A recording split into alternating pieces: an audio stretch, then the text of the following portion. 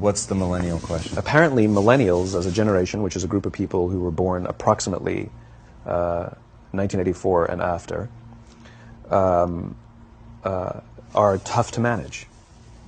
And they're accused of being entitled and narcissistic and self-interested, unfocused, lazy. But entitled is the big one. And because they confound leadership so much, what's happening is leaders are asking the millennials, what do you want? And millennials are saying, we want to work in a place with purpose, love that.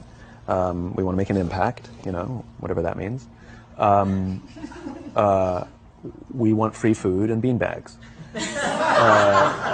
And so somebody articulates some sort of purpose, there's lots of free food and there's beanbags, and yet for some reason they're still not happy. And that's because they're missing, there's a missing piece. What I've learned is that I can break it down into 4 pieces, right? There are four things, 4 characteristics. One is parenting, the other one is technology, the third is impatience, and the fourth is environment.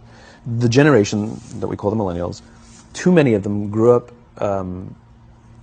subject to, not my words, failed parenting strategies, where, for example, they were told that they were special all the time.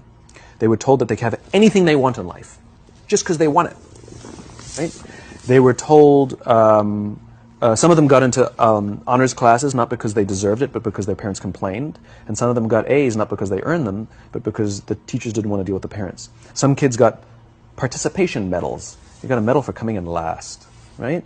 Which the science we know is pretty clear, which is it devalues the medal and the reward for those who actually work hard. And it actually makes the person who comes in last feel embarrassed because they know they didn't deserve it. So it actually makes them feel worse, right? So you take this group of people and they graduate school and they get a job, and they're thrust into the real world, and in an instant they find out they're not special, their moms can't get them a promotion, that you get nothing for coming in last, and by the way, you can't just have it because you want it, right? And in an instant, their entire self-image is shattered. And so you have an entire generation that's growing up with lower self-esteem than previous generations. The other problem, to compound it, is we're growing up in a Facebook, Instagram world. In other words, we're good at putting filters on things. We're good at showing people that life is amazing even though I'm depressed, right? And so everybody sounds tough, and everybody sounds like they got it all figured out. And the reality is there's very little toughness, and most people don't have it figured out. And so when the more senior people say, well, what should we do? They sound like, this is what you got to do. And they have no clue. Right? So you have an entire generation growing up with lower self-esteem than previous generations, right?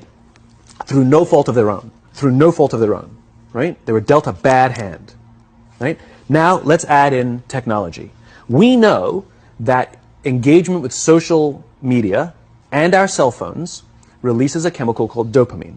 That's why when you get a text, it feels good, right? So, we've all had it where you're feeling a little bit down or feeling a bit lonely, and so you send out 10 texts to 10 friends, hi, hi, hi, hi, hi, because it feels good when you get a response, right? Right? It's why we count the likes. It's why we go back 10 times to see if my Instagram is growing slower, did I do something wrong? Do they not like me anymore, right? The trauma for young kids to be unfriended, right? Because we know when you get a hit of dopamine, which feels good. It's why we like it. It's why we keep going back to it. Dopamine is the exact same chemical that makes us feel good when we smoke, when we drink, and when we gamble. In other words, it's highly, highly addictive, right? We have age restrictions on smoking, gambling, and alcohol, and we have no age restrictions on social media and cell phones, which is the equivalent of opening up the liquor cabinet and saying to our teenagers, hey, by the way, this adolescence thing, if it gets you down.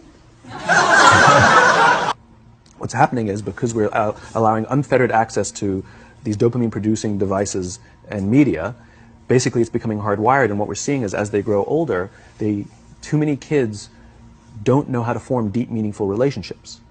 Their words, not mine. They will admit that many of their friendships are superficial.